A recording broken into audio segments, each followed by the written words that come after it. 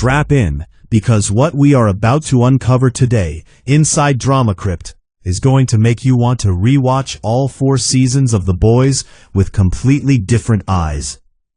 Everyone assumes the conflict between Butcher and Homelander is about one thing: Ryan, the boy in the middle, the son. But what if Ryan is the single greatest deception Vought International has ever engineered?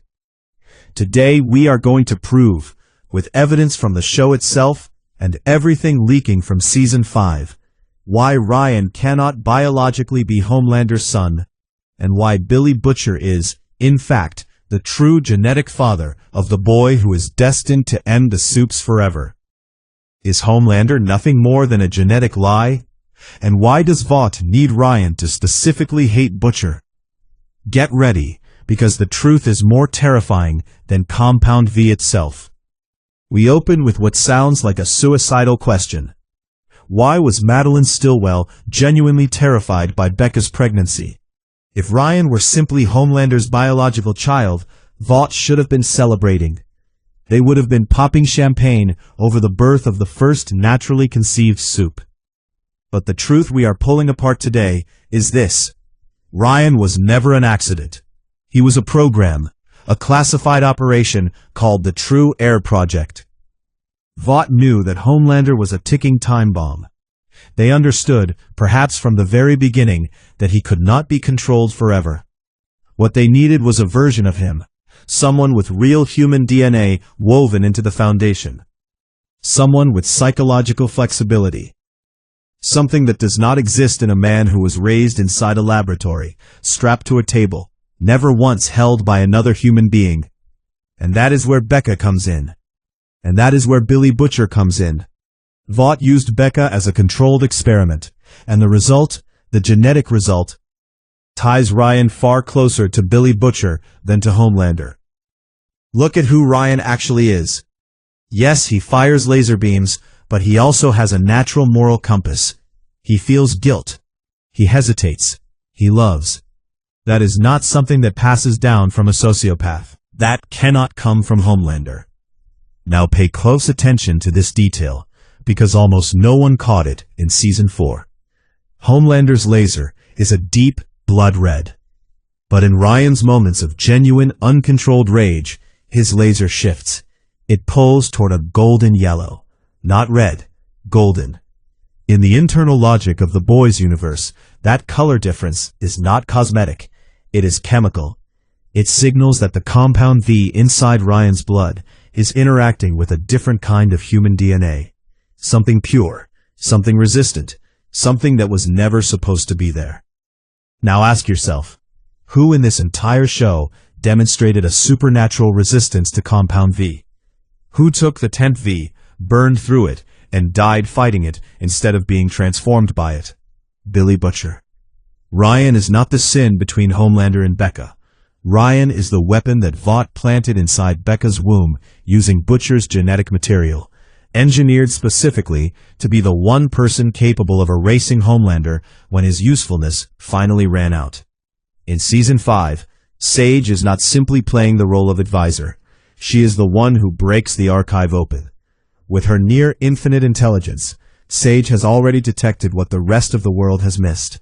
Homelander's DNA is degrading. That is what the white hair means. That is the biological clock ticking inside the most powerful man alive. And the truth that Sage is going to throw directly into Homelander's face is this: Ryan is the heir who was designed to replace you. He was built to kill you. Sage is going to find it in Vaught's classified archives, proof that the company conducted reverse engineering on Butcher's blood work after they discovered something extraordinary. His blood has a rare capacity to suppress the paranoia and cognitive deterioration that Compound V causes in high-exposure cases. Vought needed a Supe who was powerful but stable, controllable but convincing. And the most devastating layer of this plan? Vought deliberately allowed Homelander to raise Ryan, because a child raised by the man he will one day discover was never his real father. That child will have a deeply personal reason to destroy him. Look at the relationship between Butcher and Ryan in Season 4 with fresh eyes.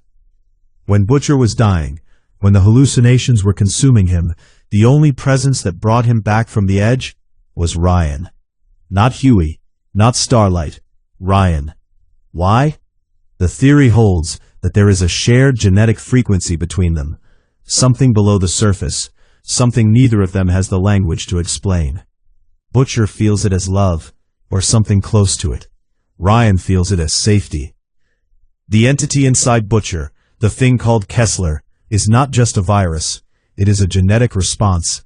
It is Butcher's biology, trying to protect his bloodline. And when Ryan pushed Grace Mallory and killed her, he was not executing one of Homelander's commands.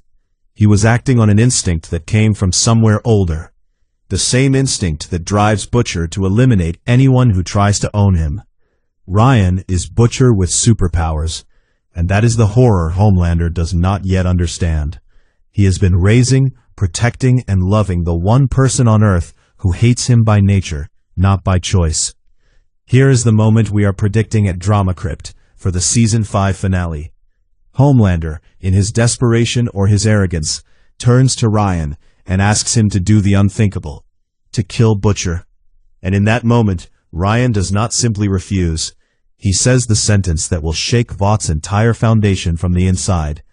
"You do not smell like my blood, Homelander."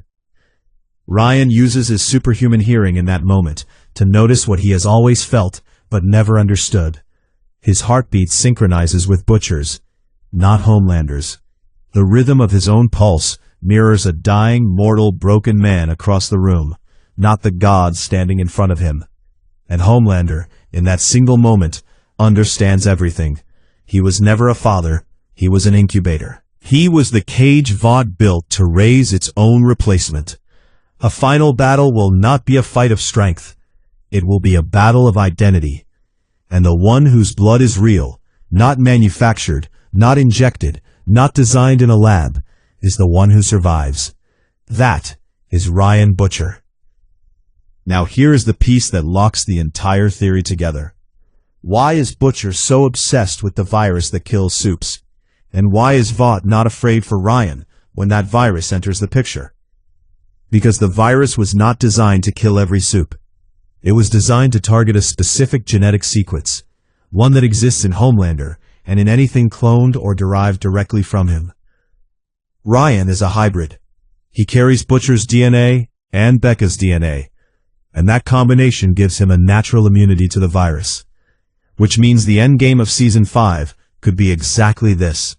Butcher releases the virus, Homelander falls, the Seven collapse, and the only figure left standing in the silence, surrounded by the bodies of every manufactured god this world ever created, is Ryan.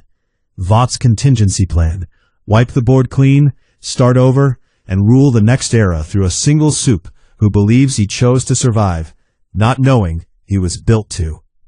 Do you remember the way Victoria Newman used to look at Ryan? Not with admiration, with fear. Newman, whose power lives inside blood itself, whose entire ability is built on reading the chemistry of what flows through a person's veins. She knew. She could feel that Ryan's blood was wrong. Wrong for Homelander's story. Wrong for the narrative Vought had been selling. She tried to warn Homelander, indirectly, carefully, but his ego as a father made him completely blind. Before she died, Newman left something behind for her daughter Zoe, a digital file, a full record, the truth about Ryan's genetics, about the project, about all of it. And that file is going to find its way to Huey or Starlight. And it is going to become the weapon they use to crack Homelander open before Ryan finishes the job. So we end with the question that matters most. Will Ryan choose to continue Butcher's mission of revenge? Or will he choose to become the hero Becca dreamed he could be? The answer, according to everything DramaCrypt has been building toward today, is neither. Ryan will not be the Avenger. He will not be the Saint. He will be something the show has never shown us before.